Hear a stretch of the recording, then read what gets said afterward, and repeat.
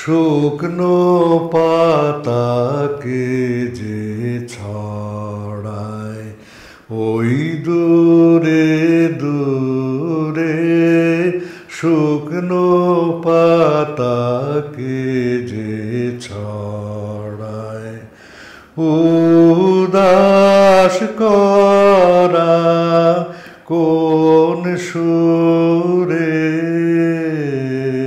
শুকনো পাতাকে যে ছড়ায় ওই দূরে দূরে, শুকনো পাতাকে যে ছড়ায়।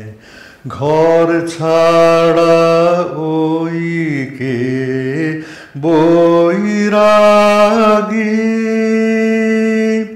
জানি না যে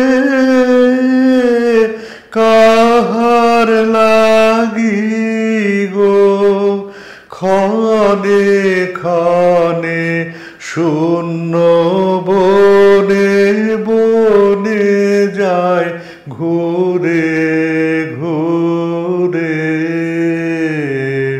শুকনো পাতাকে যে ছড়ায় ওই দূরে দূরে, শুকনো পাতাকে যে ছড়ায়।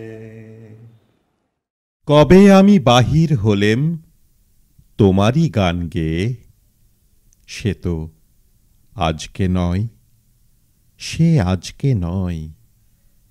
ভুলে গেছি কবে থেকে আসছি তোমায় চেয়ে, সে তো আজকে নয়, সে আজকে নয়। 60-এর দশকের গোড়ায় নিজ ভূমি পূর্ববঙ্গের চট্টগ্রাম জেলার একটি প্রত্যন্ত গ্রাম থেকে কলকাতায় তিনি এসেছিলেন গানের সন্ধানে। বাল্যকাল থেকেই তিনি বড় হয়েছিলেন পারিবারিক সাঙ্গীতিক পরিবেশে। শিশুকালে গান শুনতে শুনতে তাঁর সঠিক তাল দেওয়া দেখে আত্মজনেরা বুঝতে পেরেছিলেন সঙ্গীতে তাঁর প্রতিভার কথা। শুনে শুনে অবিকল গান করতেন, এমনকি তবলাও বাজাতেন। কিশোর বয়স থেকেই গান ছিল তাঁর প্রাণ।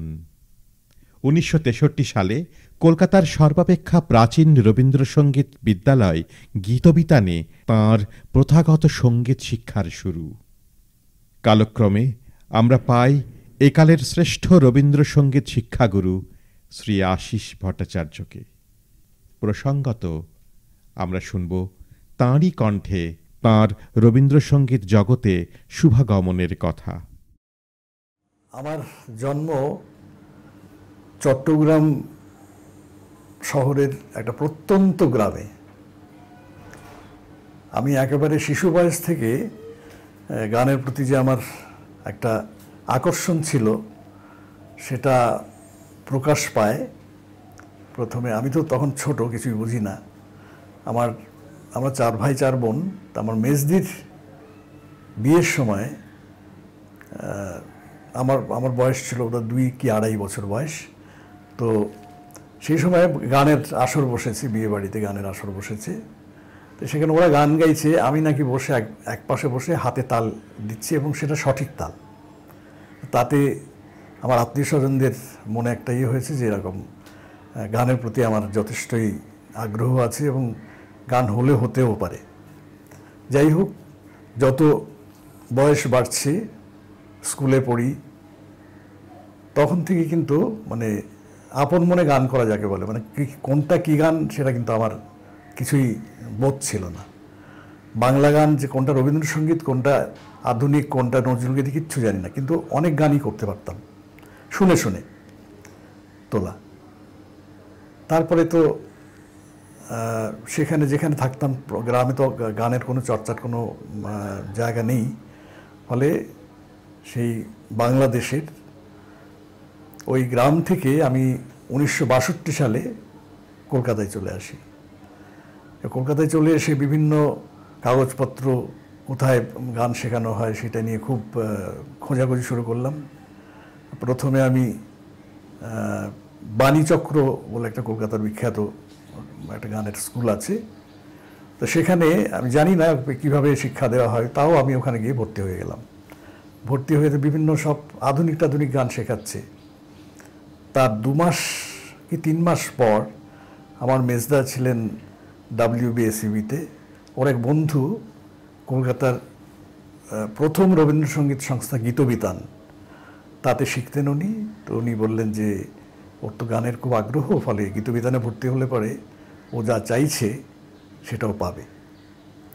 তা আমি আমার ওই মেজদার বন্ধুর সঙ্গে গীতবিতানে গেলাম। সেখানে কনক বিশ্বাস যিনি ছিলেন আর কি, মানে আমাদের বিখ্যাত চলচ্চিত্র নির্মাতা সত্যজিৎ রায়ের ছোট মাসি, তো উনি ছিলেন ওখানকার অধ্যক্ষা। তা আমাকে ওনার কাছে নিয়ে যাওয়া হলো। উনি বললেন ভর্তি হবে?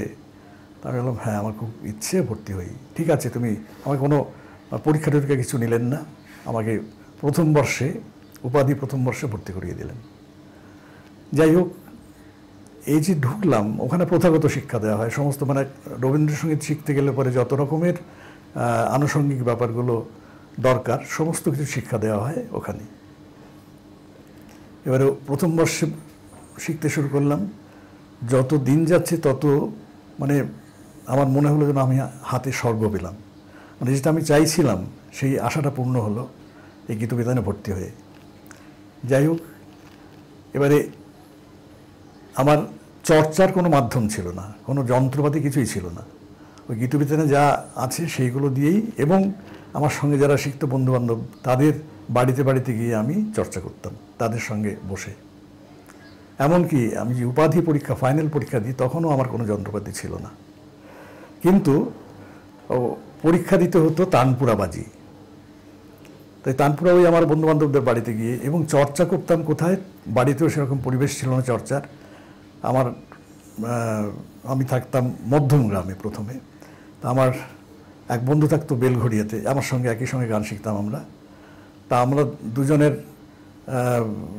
মানে যাতায়াতের পথ শিয়ালদা স্টেশন থেকে শিয়ালদা স্টেশনে বসে, মানে আসার সময় হয়তো হতো না, কাজে ব্যস্ত হয়ে পড়তাম, ফেরার সময় শিয়ালদা স্টেশনে বসে আমরা গানের চর্চা করতাম। এবং পরবর্তীকালে আমি যখন চাকরি করি, 67-এ আমি চাকরিতে ঢুকি আর কি, তো তখন থেকে আমাদের দুজনের অফিস ছিল পার্ক স্ট্রিটে। তো লাঞ্চ আওয়ারে, এগুলো চর্চার কথা বলছি, কীভাবে চর্চা করতাম। লাঞ্চ আওয়ারে সেন্ট জেভিয়ার্স কলেজের পাশে অ্যালেন পার্ক বলে একটা পার্ক আছে, সেখানে বসে আমরা দুজন চর্চা করতাম। আবার ফেরার সময় শিয়ালদা স্টেশন। রবীন্দ্রসঙ্গীতের একনিষ্ঠ ছাত্র হিসেবে তিনি মনোযোগ আকর্ষণ করেছিলেন তাঁর শিক্ষকদের। আচার্য শৈলজা রঞ্জন মজুমদার গীতভারতী উপাধি পরীক্ষা নিতে গীতবিতানে এসে আবিষ্কার করেছিলেন এই প্রতিভাধর ছাত্রটিকে। তাই নিজ হাতে তুলে নিয়েছিলেন তাঁকে সঙ্গীত শিক্ষাদানের দায়িত্ব। ছাত্রও বুঝেছিলেন এই রবীন্দ্র স্নেহধন্য মানুষটির বিশিষ্টতা, তাই আজন্ম তাঁদের গুরু শিষ্য সম্পর্কে ছেদ পড়েনি। তা উনি পরীক্ষা নিয়েছিলেন, পরীক্ষা নিয়েই আমাকে বললেন যে তুমি কিন্তু আমার কাছেই শিখবে। এটা 1969 সাল। এবারে সেই থেকে 1969 সাল থেকে উনি 1992 সালে চলে গেলেন। যতদিন ছিলেন ততদিন ওনার কাছে শিক্ষালাভ করেছি রবীন্দ্রসঙ্গীতের। এবং ওনার কাছে শিক্ষালাভ করার পর মানে উনি শিক্ষা দিতেন এমনভাবে যে প্রত্যেকটা খুঁটিনাটি বিষয়, মানে রবীন্দ্রসঙ্গীত তো বাণী প্রধান, ফলে বাণীটার উপর প্রথমে ভীষণ জোর দিতেন। যেটা উনি বলতেন যে আগে বাণীটা খুব ভালো করে পড়ো এবং তার ভাবার্থ বোঝো। এটাতে আরও অনেক কিছুই উপকার হয় বাণীটা পড়লে। প্রথমে যে উচ্চারণ, দম নেওয়ার ব্যাপার, বাণীর জন্য সুরটার থেকে কিন্তু বাণীর ওপরে বেশি জোর দিতেন। তো যাই হোক, উনি তো এসরাজ এবং তানপুরা ছাড়া শেখাতেন না, তো সেই দিয়েই আমাদের শিক্ষা। এবারে বাড়িতে আমার তানপুরা তো ছিল না, আমি 1973 সালে তানপুরা কিনলাম এবার আমি যেখানে থাকতাম, তানপুরা বাঁধবার জন্য একটা যন্ত্র লাগে, কিছু একটা মাধ্যম লাগে, হয়তো হারমোনিয়াম হোক বা পিচ পাইপ হোক। আমার কিন্তু কিছুই ছিল না, বাঁধবো কী দিয়ে? তা আমি ঢাকুরিয়ায় থাকতাম সেই সময়ে। তো ঢাকুরিয়াতে সাইকেল রিক্সা চলে, এই সাইকেল রিক্সা হর্ন শুনে আমি তানপুরা মারতাম। তো বেশিরভাগ হর্নই এ স্কেলে বাঁধা থাকতো, আর একটা স্কেল পেলে তো অন্য স্কেলগুলো বিভিন্ন, মানে তার একটা পদ্ধতি আছে, এটা বাঁধা যায়, যে কোনো স্কেলে বাঁধা যায় তখন। তারপরে আমার ছাত্রছাত্রীরা উদ্যোগ নিয়ে বিদেশ থেকে পিচ পাইপ এনে দিল, তারপর সেটাই আমার মাধ্যম হলো তানপুরা বাঁধার। তা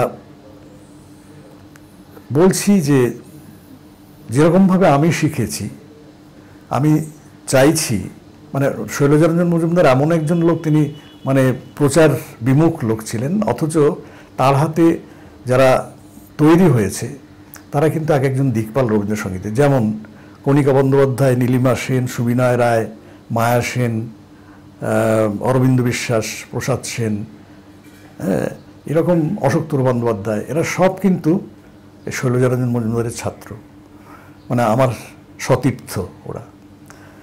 তো প্রত্যেকেই কিন্তু এইভাবেই শিক্ষা দিয়েছেন শৈলজাদা। তা আমি চেষ্টা করছি মানে শৈলজাদার পথ অনুসরণ করার। আমারও অনেক দিন হয়ে গেল, 1992 সালে চলে গেলেন, তারপর তো আমি নিজেকে নিজে তৈরি করছি, এবং যারা আমার কাছে শিখছে তাদের শিখিয়ে আমার শিক্ষা, কারণ তাদের শেখাতে গেলেও আমাকে শিক্ষা নিতে হয় অনেক, মানে সবার কাছ থেকে। তারা অনেকেই রবীন্দ্রভারতী, বিশ্বভারতী, এখান থেকে এমবিএস করেছে, গীতবিতান, দক্ষিণী, সুরঙ্গমা, রবিতীর্থ, এসব থেকে পাশ করে আসা। জানার তো শেষ নেই, আমিও যেমন ওদের জানাচ্ছি, ওদের কাছ থেকেও আমিও জানছি। এইভাবেই কিন্তু শিক্ষা। সাধক সুলভ সৌম্য দর্শন, এই মানুষটির সুমিষ্ট ব্যবহার, ভদ্রতা, শৃঙ্খলাবোধ, পরিমিতিবোধ উল্লেখযোগ্য। সমসাময়িক রবীন্দ্রসঙ্গীত শিল্পী ও শিক্ষকদের প্রতিও তাঁর শ্রদ্ধা, স্নেহ ও সহমর্মিতার কথা শোনা যায়। তেমনই বললেন একজন প্রথিতযশা শিল্পী ও শিক্ষিকা। সাদা ধপধপে ধুতি, তার সঙ্গে সাদা ধপধপে পাঞ্জাবি, সুন্দর পরিষ্কার করে চুল আঁচড়ানো, চশমা পরা, আর একের পর এক অত্যন্ত পরিশীলিত কণ্ঠে, সুর সমৃদ্ধ কণ্ঠে রবীন্দ্রনাথের গান শুনছি। এই ছবিটা মনে আসলে যার কথা মনে হয় তিনি আমার অত্যন্ত প্রিয়, শুধু প্রিয় নন, শ্রদ্ধেয় আশিস ভট্টাচার্য। বহুদিন ধরে গান আশিসদার তো শুনছি, ওর জন্মদিনের অনুষ্ঠানে গেছি গান শুনতে। আর তাছাড়া যেটা হচ্ছে, ওর কাছে আমি অনেক স্নেহ পেয়েছি। আর আমি জানি না আর কজন আশিসদার সঙ্গে নৃত্যনাট্যে গান করেছেন, আমি কিন্তু করেছি। সাতমোচনে আশিসদা, অরুণেশ্বর এবং আমি কমলিকা, সেরকম গান হয়েছে। আমি জানি না আশিসদা মনে করতে পারবেন কিনা, কিন্তু আমার মনে আছে। তো সবসময় আমি দেখেছি যে আশিসদা, অনেকেই বলে ওর সামনে যেতে একটু ভয় করে, উনি অত্যন্ত গম্ভীর মানুষ। আমি কিন্তু আশিসদাকে সেই একেবারেই সেটা বলতে পারবো না, কেন আমার সঙ্গে উনি বরাবরই সবসময় অত্যন্ত সহজ সরলভাবে কথা বলেছেন, যেরকম একজন ছোট বোনের সঙ্গে কথা বলেন একজন দাদা, ঠিক সেইভাবে আমার স্বামীর খোঁজ খবর নেওয়া, সব সময় এটা করেছেন। তো আমার যেটা আশিসদার সব থেকে আমার কাছে আশ্চর্য লাগে যে ওর গান এখনো কি অসম্ভব সুরঋদ্ধ। এটা সবার থাকে না, একটা বয়সের পর প্রকৃতির নিয়মেই গলার সুর কিছুটা কমে যায়, একটু হলেও কমে যায়, কিন্তু আশিসদার কিন্তু এতটুকু কমেনি। এটা আমি সকলকে বলি। এটা হলো গানের দিক দিয়ে। আর তার হেরিটেজের দিক দিয়ে বলবো যে তিনি শ্রদ্ধেয় শৈলজারঞ্জন মজুমদার মশাইয়ের অত্যন্ত কাছের, অত্যন্ত প্রিয় ছাত্র। বলা যায় যে তাঁর হাতে তৈরি, তাই আশিসদার স্বরলিপি করতে পারার ক্ষমতাও অসাধারণ। আমি তো এখনো যদি কোথাও একটা আটকাই, আমি আশিসদাকে অনেক সময় বলি, আশিসদা এটা আপনার কি মনে হয়? বা আমারও যদি কিছু একটা মনে হয় যে আশিসদা যেটা বলছেন আমি হয়তো একটু অন্যরকম ভাবছি, সেটাও আমি কিন্তু বলি। একটা অনুষ্ঠানের পর আমি অনায়াসে বলেছিলাম, আশিসদা আপনি এই গানটা কেন এইখানে থামলেন, এখানে না থেমে কেন অমুক জায়গায় থামলেন না? তাতে উনি বললেন, হ্যাঁ তুমি ঠিকই বলেছো, কিন্তু অনেক সময় কি হয় যারা বাজাচ্ছেন তারা ঠিক বুঝতে পারবেন না যে আমি কোনখানটা থামতে চাই, এই ভেবেই আমি ওখানে থামলাম। তো এইটা হচ্ছে মানে ওর ভেতরে সেটা রয়েছে যে একজন, আমি তোর থেকে ছোট, যে একটা শ্রদ্ধা নিয়ে আমার প্রতিও একটা রেসপেক্ট, একটা শ্রদ্ধা দিয়ে উনি কথাটা বললেন, উড়িয়ে দিলেন না আমাকে। তো এরকমই হওয়া উচিত। আমরা বহু অনুষ্ঠান একসঙ্গে এক প্ল্যাটফর্মে করেছি এবং আমার আশিসদা, জয়শ্রীদি, ওদের মেয়ে সবার সঙ্গেই যথেষ্ট কি বলবো সদ্ভাব বলে ঠিক হয় না, অত্যন্ত কাছের মানুষ। এবং আমি ওর দীর্ঘায়ু কামনা করি, উনি যেন এরকমভাবেই গান করে আমরা যে রবীন্দ্রসঙ্গীতের জগতে যে আজকে একটা অবক্ষয় দেখতে পাই, সেটার বিরুদ্ধে যে কজন তাদের মতন করে লড়াই করতে পারছেন, আশিসদা তো তাদের মধ্যে অন্যতম। আমরাও পেছনে আছি আশিসদা, আমরা সবাই মিলে চলুন চেষ্টা করি রবীন্দ্রনাথকে তাঁর স্বমহিমায় প্রতিষ্ঠিত করার।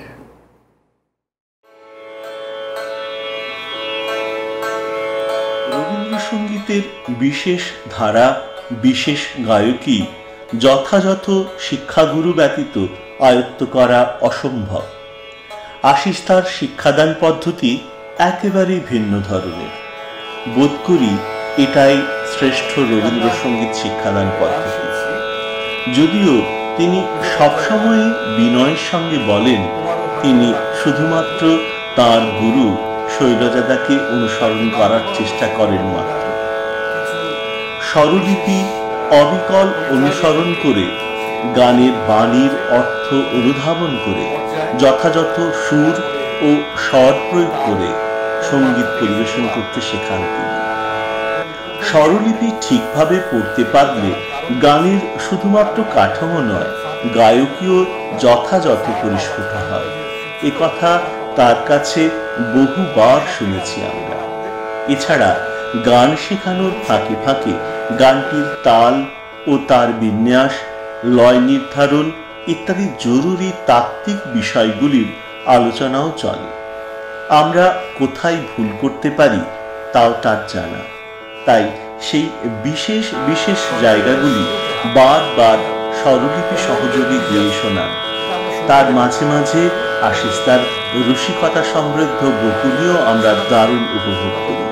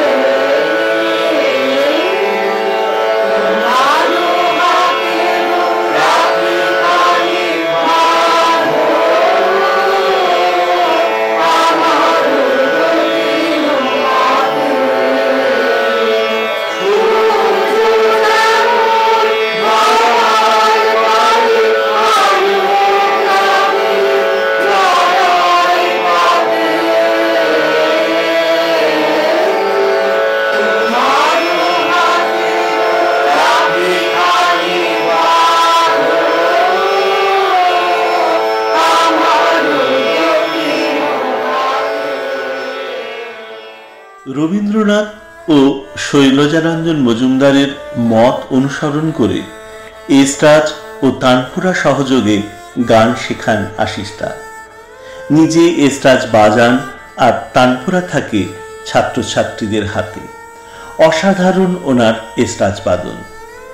তার ক্লাসে এসরাজ সঙ্গীত সহযোগী, কিন্তু স্বতন্ত্রভাবে তিনি যখন এসরাজে রবীন্দ্রগানের সুর বাজান তখন এক মোহময় পরিবেশ সৃষ্টি হয়।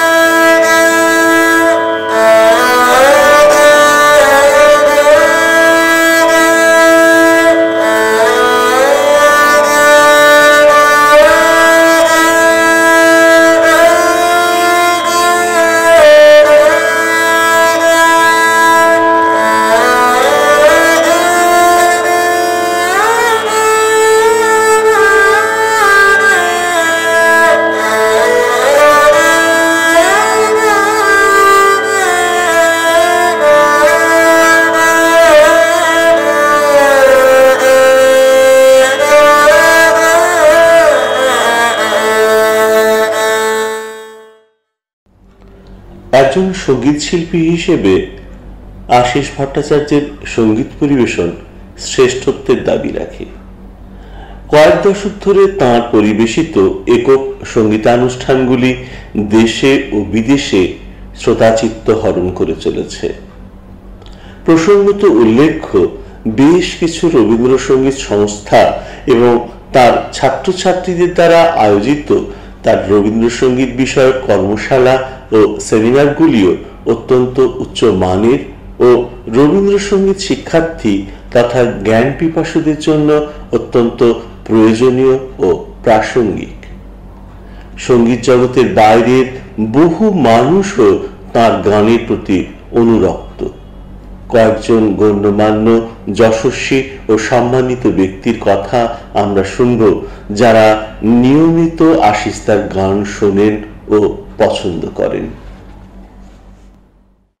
শ্রী আশিস ভট্টাচার্য তার রবীন্দ্রসঙ্গীতকে ভালোবাসায় আমাদের মুগ্ধ করেছেন। তিনি ভারী সুন্দর উদাহরণ এই সম্মেলনের।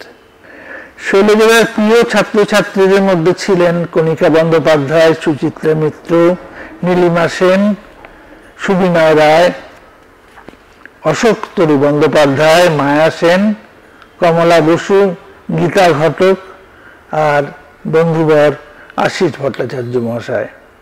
আশিসবাবু শৈলজাদার খুব ঘনিষ্ঠ ছিলেন। বিভিন্ন অনুষ্ঠানে বসে শৈলজাদার গানগুলি আশিসবাবুর গলার মাধুর্যে এবং ভঙ্গিতে সরাসরি শোনার এবং সুস্থ হওয়ার সুবর্ণ সুযোগ তখন আমাদের হাতে এসে পড়েছিল।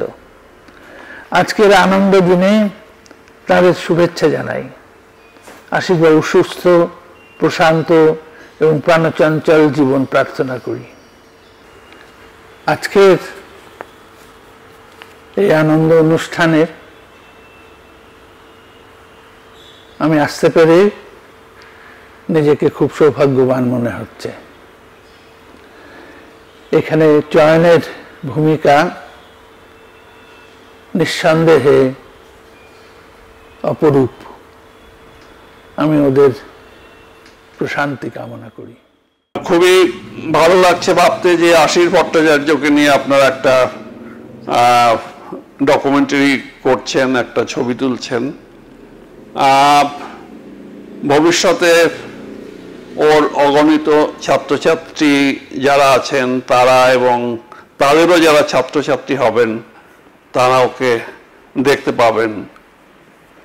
বস্তুত এই সময়ে রবীন্দ্রসঙ্গীতের শিক্ষক হিসেবে বলাই বাহুল্য ওর অবস্থান একেবারে সামনের, একেবারে সম্পূর্ণ বড় জায়গায়।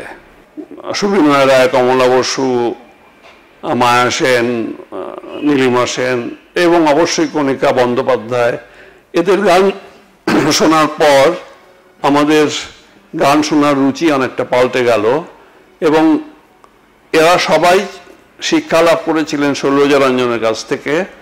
এবং শৈলজারঞ্জন কলকাতায় আসার পর তিনি একটা আরো বিস্তৃত কর্মক্ষেত্র পেলেন এবং বিভিন্ন জায়গায় তিনি অজস্র গান ছাত্রছাত্রী তৈরি করেছেন, অজস্র লোককে গান শিখিয়েছেন এবং সেই পর্যায়ের যারা ওনার কাছ থেকে গান শিখেছেন, যেমন তাদের মধ্যে নিশ্চয় প্রধানতমই হয়তো আশিস ভট্টাচার্য।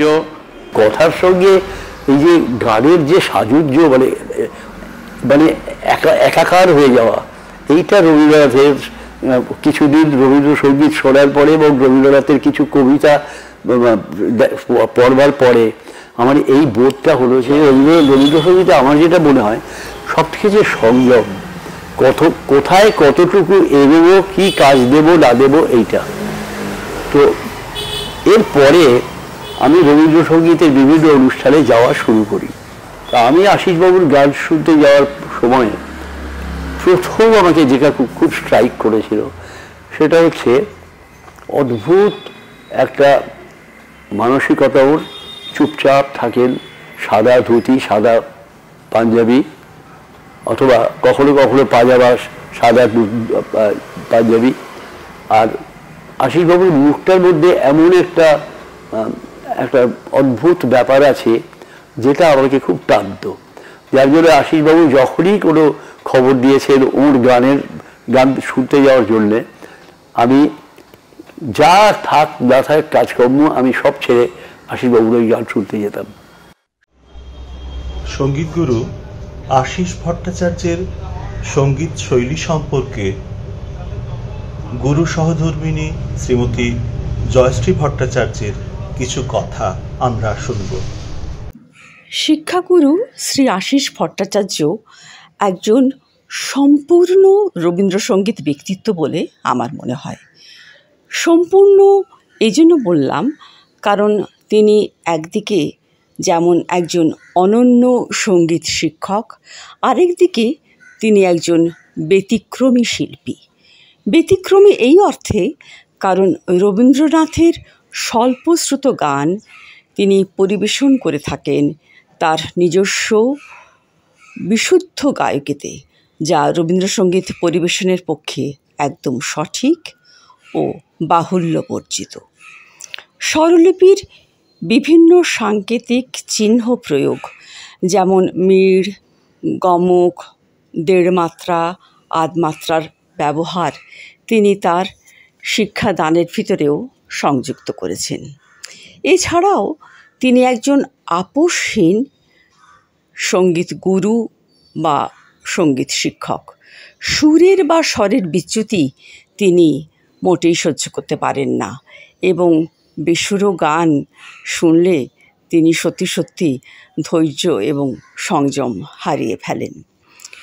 সঙ্গীত পরিবেশন ও শিক্ষাদান দুটি পৃথক ধারা, অর্থাৎ সঙ্গীত শেখানো এবং একটি শিল্পকে সৃজন করা অর্থই হচ্ছে সঙ্গীত পরিবেশন। এর এক আশ্চর্য সমন্বয় ঘটেছে শ্রী আশিস ভট্টাচার্যর সঙ্গীত গায়নে, যা নিতান্তই দুর্লভ একটি গুণ বলে আমি মনে করি। সবশেষে বলি, রবীন্দ্রনাথ একটি গানে লিখেছিলেন, বড় বিস্ময়ও লাগে হেরি তোমারে। আমার কিন্তু মনে হয় আশিসবাবুর গানের ক্ষেত্রে এবং শিক্ষাদানের ক্ষেত্রেও আমরা বলতে পারি, বড় বিস্ময়ও লাগে শুনি তোমারে। শৈলজারঞ্জন মজুমদারের ছাত্রছাত্রী হিসেবে আশিস তার সঙ্গে যারা গান শিখেছেন, বহু অনুষ্ঠানে একসাথে অংশগ্রহণ করেছেন, তাদের মধ্যে আমরা পেয়েছি বিশ্বভারতী সঙ্গীত ভবনের অধ্যাপিকা, বিশিষ্ট রবীন্দ্রসঙ্গীত বিশেষজ্ঞা ও সুগায়িকা শ্রীমতী বুলবুল বসুকে। আশিস ভট্টাচার্য রবীন্দ্রসঙ্গীতের জগতে বর্তমানে একটি প্রতিষ্ঠিত নাম।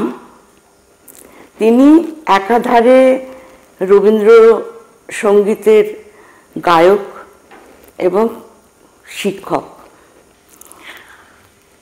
আমাদের চেনা জানা হয় আশিস ভট্টাচার্যের সঙ্গে শৈলজাদার ক্লাসে একই সময় প্রায় আমরা শিষ্য ছিলাম শৈলজাদার। চয়নের দেওয়া এই সম্বর্ধনা আমার খুবই ভালো লেগেছে এবং আমি খুব আনন্দিত হয়েছি। যোগ্য লোককেই চয়ন নির্বাচিত করেছে সম্বর্ধনার জন্য। আশিস ভট্টাচার্যর দীর্ঘ জীবন কামনা করি। তিনি দীর্ঘায়ু হন, ভালো থাকুন, সুস্থ থাকুন। রবীন্দ্রনাথের লেখা গানের সংখ্যা দ্বিসহস্রাধিক। আমরা কিন্তু রেডিওতে, টেলিভিশনে, জলসায় বিভিন্ন ছোট বড়, খ্যাত অখ্যাত বহু শিল্পীর কণ্ঠে ঘুরে ঘুরে কয়েকশোর বেশি গান সাধারণত শুনতে পায় না। এটা রবীন্দ্রমনস্ক শ্রোতাদের জন্য দুর্ভাগ্যের বিষয়। আশিস তার ছাত্রছাত্রী হিসেবে আমরা এ বিষয়ে গৌরবের অধিকারী। তিনি সবসময় সচেষ্ট থাকেন আমাদের সাধ্যমতো ওই অশ্রুত স্বল্পশ্রুত গানগুলি শেখাবার। আর তাঁর গীত অনুষ্ঠানে আমরা সবসময় পাই ওই অসাধারণ মণিমুক্তগুলি। আশিস তাকে সঙ্গীত শিক্ষাগুরু হিসেবে না পেলে ওইগুলি অধরাই থেকে যেত। আশিস রবীন্দ্রনাথের গান গায় এবং সেই গানের তার যে গানের গায়কী যেভাবে গানটা সে উপস্থাপনা করে, সেখানে তার সেই সাবলীল ভাব, তার মধুর কণ্ঠ সব মিলিয়ে গানটা ভীষণ একটা মানে শুনতে ভীষণ ভালো লাগে এবং শ্রোতাও খুব ভালোভাবে সেটা গ্রহণ করে। রবীন্দ্রসঙ্গীত সেখানে ওর যে রেখেছে, আশিস খুব প্রচার বিমুখ, ও নিজেকে প্রচার করতে চায় না, যে কারণে আশিসের আমার মনে হয় আরও অনেক প্রচার হওয়া উচিত ছিল। বাড়িতে শেখাচ্ছে, ছাত্রছাত্রী তৈরি করছে, মানে আশিসের ছাত্রীদের মানে গান শুনলে বোঝা যায় যে কোন ঘরানার গানও গাইছে, কার শেখানো গান গাইছে বোঝা যায় আশিসের ছাত্রছাত্রীকে দেখলে। আর আশিসের শেখানো কি কোথায় তোমার ইয়ে আছে, একমাত্রা, দেড় মাত্রা, হাফ মাত্রা, এই যে এগুলো লাগানো এত সুন্দর করে লাগায়, খুব কমজন সেটা লাগাতে পারি আমরা। এবং রবীন্দ্রসঙ্গীতে আশিস সাধারণত স্বল্পশ্রুত গানই বেশি গাইতে চেষ্টা করে এবং শুধু তাই না, ও কিন্তু শিল্পীদের স্বল্পশ্রুত গান গাওয়ার জন্য উৎসাহিত করে। কেননা রবীন্দ্রনাথের যে কিছু গানের মধ্যেই আমরা ঘোরাফেরা করি, আশিস কিন্তু সেই জায়গাটায় ওর নিজের একটা স্বাতন্ত্র্য রেখেছে। আমি ওর দীর্ঘায়ু কামনা করি, ও সুস্থ থাকুক। রবীন্দ্রনাথ গান তো রচনা করেছেন অসংখ্য, 2000-এর ওপরে। তার মধ্যে মোটামুটি আমরা 1931টা গানের সুর পাই, স্বরলিপি পাই, আর বাকি সুর দেওয়া আছে কিন্তু 300 গানের স্বরলিপি পাওয়া যায় না। কিন্তু এতগুলো গানের সুর আছে, লিপিবদ্ধ আছে, স্বরলিপিতে লিপিবদ্ধ আছে, কিন্তু আমরা বড়জোর খুব বেশি হলে 500 গানের মধ্যে সীমাবদ্ধ, এর বাইরে কিন্তু আমরা যাই না। এটা খুবই দুঃখের বিষয় যে এতগুলো গান রয়েছে, তার মধ্যে আমরা কেন 500 গানের মধ্যে সীমাবদ্ধ থাকবো? রবীন্দ্রনাথের এত বড় একটা ভান্ডার, সেটাকে উজাড় করে দেওয়ার দায়িত্ব তো শ্রোতা এবং গাইয়ে। শ্রোতারা দাবি করবে যে আমরা এর বাইরে তো আর কোনো গান শুনতে পাচ্ছি না, গাইয়ে সেটা শুনে অন্তত তার এই বোধটা আসবে যে হ্যাঁ সত্যি তো তাই, আমরা এর বাইরে যাব। কিন্তু সেটা কিন্তু কোনোদিন আজ অবধি কিন্তু হলো না, এই 500 গানের মধ্যেই সীমাবদ্ধ আমরা। আমি নিজে যখন কোথাও অনুষ্ঠান করি বা যখন শেখাই, তখন চেষ্টা করি এর বাইরে যেতে, মানে 500 গানের বাইরে যেতে, মানে যেগুলো প্রায় শোনা যায় না বলা যায়, বা স্বল্পশ্রুত, খুব কম শোনা যায়, এই রকম। তা এটা আমি তো উভয়েরই দায়িত্ব, যারা শ্রোতা এবং তাদের এবং যারা গাইয়ে, তাদের উভয়েরই দায়িত্ব যে এই গানগুলো যাতে প্রকাশ পায়। আমি বিশ্ববিদ্যালয় যেগুলো রবীন্দ্রনাথকে নিয়ে কাজ করে, যেমন রবীন্দ্রভারতী, বিশ্বভারতী, এমনকি কলকাতা বিশ্ববিদ্যালয়ে একটা অংশ আছে যেটা রবীন্দ্রসঙ্গীত নিয়ে চর্চা করে, তো তাদের কর্তৃপক্ষকে বহুবার আমি বলেছি যে তাদের যখন পাঠ্যক্রম পাল্টায়, 2 বছর 3 বছর অন্তর অন্তর পাঠ্যক্রম পাল্টায়, তখন সেখানে তো অন্তত 4-5টা করে গান যেগুলো খুব কম শোনা যায় দিলে পরে আজকে অনেকগুলো, এই 1931টা গানের মধ্যে অনেক গান হয়তো শ্রোতারাও পেত, গাইয়েরাও গাইতে পারত। এটা আমাদের দুর্ভাগ্য যে আমরা ওই 500 গানের বাইরে যেতে ভয় পাই অথবা আগ্রহ নেই। তার আমি কিন্তু দুটো কারণ খুঁজে পেয়েছি। একটা হচ্ছে যে এই যে একটা নাম হয় আর কি, প্রচলিত গান করলে পরে খুব নাম হয়, খুব শোনা গান করলে পরে জনপ্রিয়তা যাকে বলে, জনপ্রিয়তা বাড়ে শ্রোতারা যেটা শুনে অভ্যস্ত সেটা শুনলে। এটা কিন্তু শ্রোতাদের একটা দুর্বলতাই বলবো, অথবা মানে রবীন্দ্রনাথের ওপরে অশ্রদ্ধাই বলবো, যে তারা দাবি করবেন যে এই গানগুলো তো আমরা শুনেছি, তোরা অন্য গান করুন। কিন্তু শ্রোতারাও যেমন ওই গান শুনে অভ্যস্ত, গাইয়েরাও সেগুলো যেহেতু জনপ্রিয় হয়েছে সেই গানগুলো গেয়ে, সেই জন্য তারাও সেগুলো করে।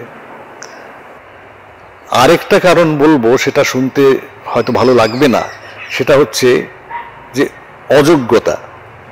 অযোগ্যতার কারণ হচ্ছে যে অনেকে যে স্বরলিপি দেখে গান তোলার ব্যাপারটাতে অনভিজ্ঞ। কারণ স্বরলিপি থেকে গান তোলার ব্যাপারে কিন্তু প্রচুর অভিজ্ঞতার দরকার, প্রচুর জ্ঞানের দরকার। তো সেইগুলোর অভাব অনেকেরই আছে, যার জন্য সেই সাহস করে তারা এই যেগুলো স্বল্পশ্রুত গান বা একেবারেই অশ্রুত গান সেগুলো তোলার দিকে নজর দেয় না। এই অযোগ্যতাই তার কারণ বলে মনে করি আমি।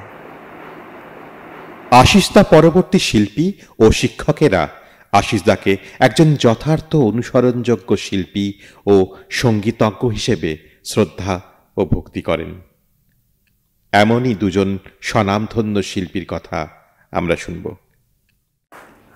আশিস ভট্টাচার্য নামটা মনে করলেই চোখের সামনে ভেসে ওঠে সৌম্য দর্শন, ব্যক্তিত্ব সম্পন্ন, মিষ্টভাষী, মার্জিত রুচি, অসাধারণ কণ্ঠমাধুর্যে পরিপূর্ণ অভিজ্ঞ এক সঙ্গীত শিল্পীকে। আমি একজন ওর গুণমুগ্ধ শ্রোতা। আশিস সঙ্গীতগুরু শ্রদ্ধেয় শ্রী শৈলজা মজুমদারের অত্যন্ত প্রিয় একনিষ্ঠ একজন ছাত্র, যিনি তাঁর যোগ্যতায় গুরুর পদমর্যাদা বিশেষভাবে অর্জন করতে পেরেছেন। এখন আমাদের চারপাশে এমন কাউকেই খুঁজে পাই না যার সাথে গান সম্বন্ধে কোনো জিজ্ঞাসা বা কোনো প্রয়োজনে কোনো সমস্যা নিয়ে আলোচনা করতে পারি, একমাত্র আশিস ভট্টাচার্য ছাড়া। আশিস আমার খুব ভালো বন্ধু, অন্তত আমার তাই ধারণা। আমি ওকে খুব পছন্দ করি, অবশ্য জানি না আমার সম্বন্ধে ও কি ধারণা পোষণ করে।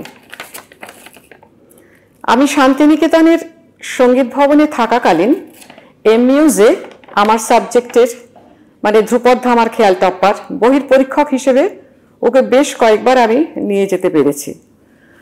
এই আমার পরম সৌভাগ্য। একটা ছোট্ট কথা বলে শেষ করি। বেশ কয়েক বছর আগের কথা, অল ইন্ডিয়া রেডিওর রবীন্দ্রসঙ্গীত সংরক্ষণ বিভাগের প্রচেষ্টায় কিছু গান রেকর্ডিংয়ের ব্যবস্থা নেওয়া হয়েছিল। যিনি এই কাজটির দায়িত্বে ছিলেন তার মুখ থেকেই শোনা, সুচিত্রাদি নাকি তাকে বলেছিলেন, রবীন্দ্রনাথের যত ভারী ভারী আর খটোমটো গান আছে সেগুলো সব আশিস আর সংঘমিত্রাকে দিয়ে গাইয়ে নাও। সুচিত্রাদির এই স্বীকৃতি এবং আমার আর আশিসের নাম পাশাপাশি মনে করা, এ আমার জীবনের এক পরম প্রাপ্তি। শিক্ষক, শিল্পী এবং বিশেষজ্ঞ, এই তিনটি বিশেষণ অত্যন্ত শ্রদ্ধার সঙ্গে যে মানুষটির নামের আগে আমরা বসাতে গর্ববোধ করি, সেই মানুষটি আর কেউ নন, শ্রী আশিস ভট্টাচার্য। আশিসদার গান সম্পর্কে অনেক কিছু বলা সম্ভব, কারণ অনেক দিন থেকে তার গান শুনে আসছি, তাকে চিনি এবং তার সঙ্গীত পরিবেশনের ধারা সম্বন্ধে আমার একটি নিজস্ব চিন্তা রয়েছে। একটি কথা বলতেই হবে, সেটি হলো এই যে স্বরলিপিকে শতকরা 100% মান্যতা দিয়ে গান যে গাওয়া সম্ভব এবং রবীন্দ্রনাথের গানের দর্শন যে ফুটিয়ে তোলা সম্ভব, সেই জায়গাটা উনি যেভাবে দেখিয়েছেন তা বাঙালিকে মনে রাখতেই হবে। রবীন্দ্রনাথের গান আমাদের শুধুমাত্র স্বরলিপি শেখায়নি, শিখিয়েছে দর্শনকে, শিখিয়েছে সাংগীতিক বিশ্লেষণকে, শিখিয়েছে জীবনবোধকে। আশিসদার গানের মধ্যে এই সমস্ত ধারাকেই আমরা বিশেষভাবে খুঁজে পাই। তিনি রবীন্দ্রনাথের গানের স্বরলিপিও করেছেন, সম্ভবত সেই স্বরলিপি প্রকাশিতও হয়েছে। আমি শুধু এটুকু বলতে পারি যে তার জন্মদিন উপলক্ষে যে অনুষ্ঠান অনুষ্ঠিত হচ্ছে সেটি আরও বেশি করে হওয়া প্রয়োজন। তার গান আমাদের সবাইকে শুনতে হবে এবং বুঝতে হবে।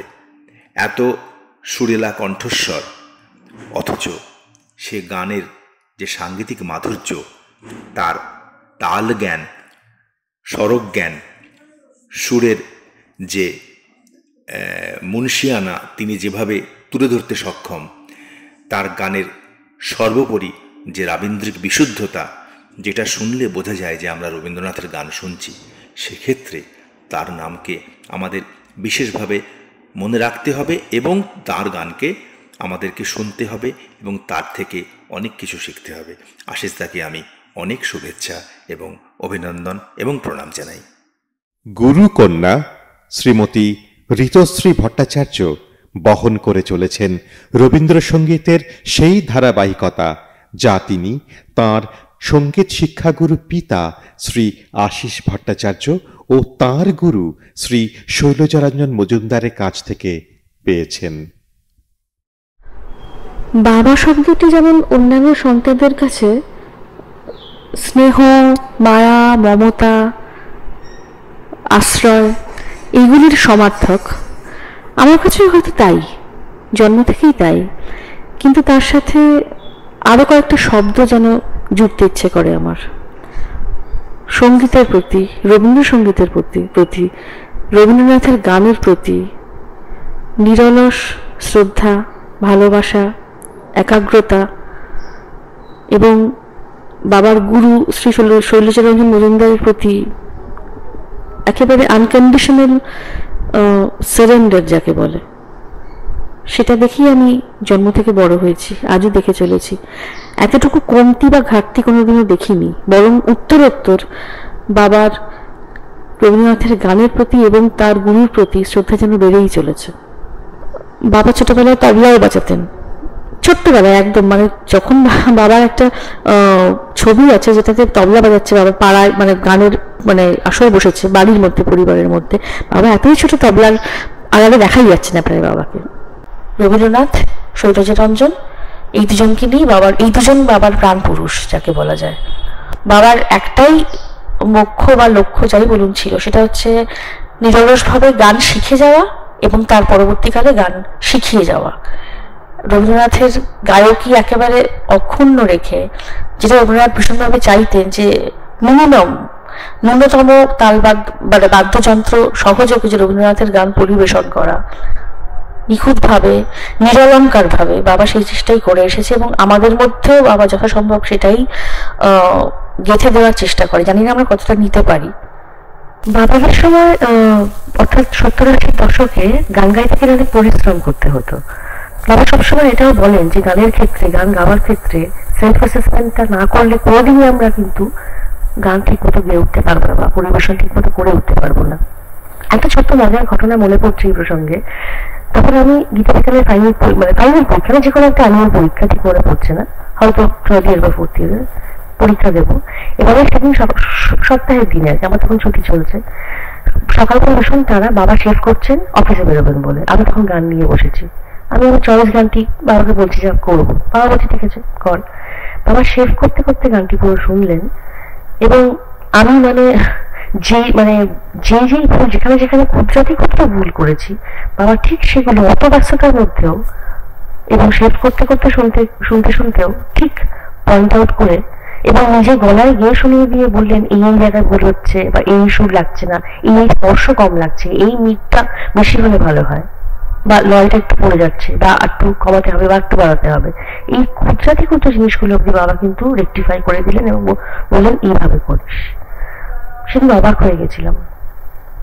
সুর, তাল, লয়, গায়কের উপরে কতটা অনায়াস দখল থাকলে মানুষ এরকম করতে পারে, তার প্রমাণস্বরূপ হয়তো এই ঘটনাটা আপনাদের বললাম।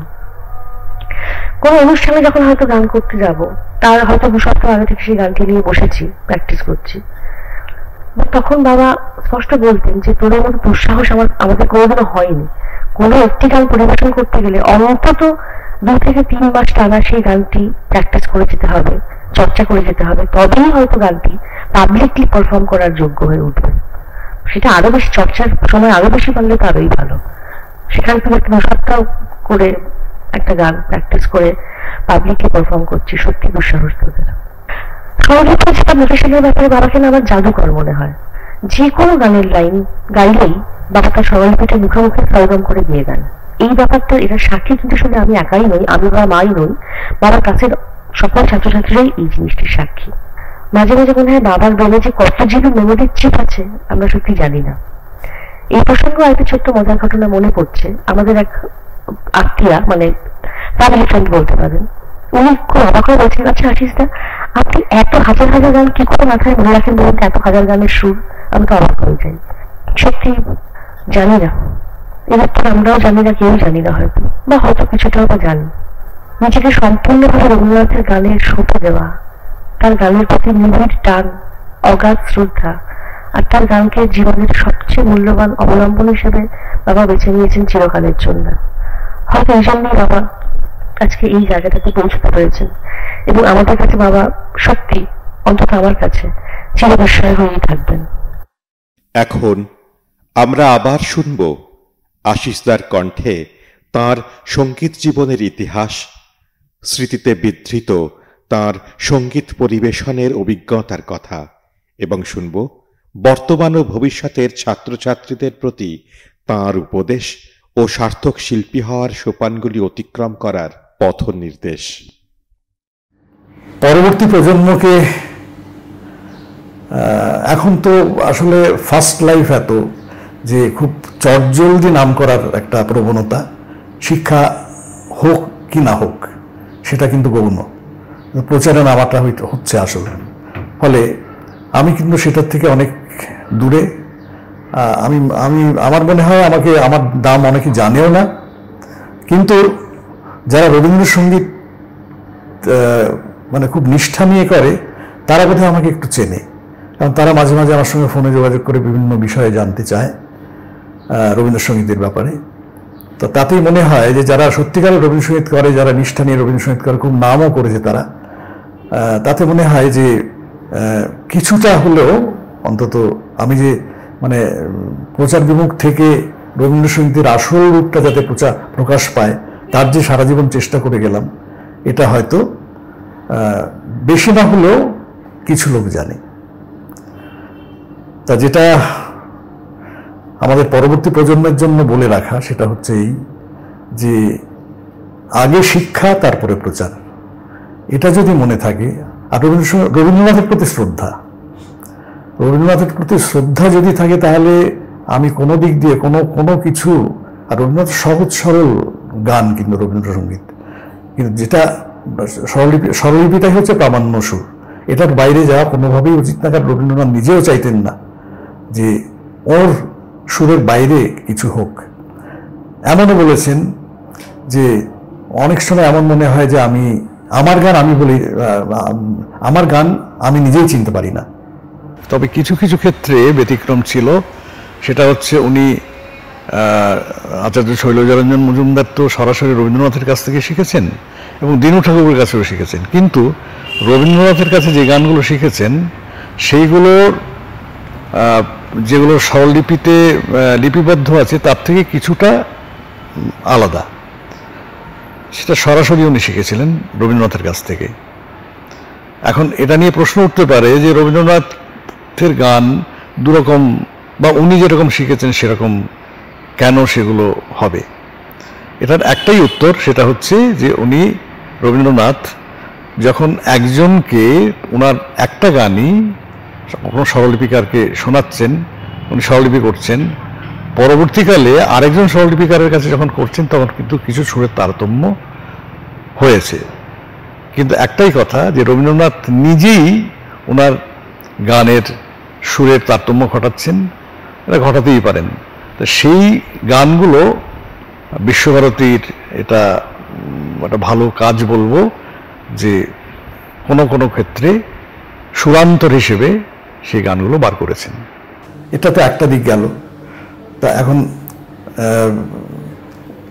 রবীন্দ্রনাথ ছোটবেলা থেকে অনেক শাস্ত্রীয় সঙ্গীত বিশেষজ্ঞদের কাছ থেকে তালিম নিয়েছিলেন, ফলে শাস্ত্রীয় সঙ্গীত একেবারে গুলিয়ে খাওয়া রবীন্দ্রনাথের, অথচ উনি মানে পিওর শাস্ত্রীয় সঙ্গীতের ওপরে গান খুব একটা লেখেননি বা সুর করেননি।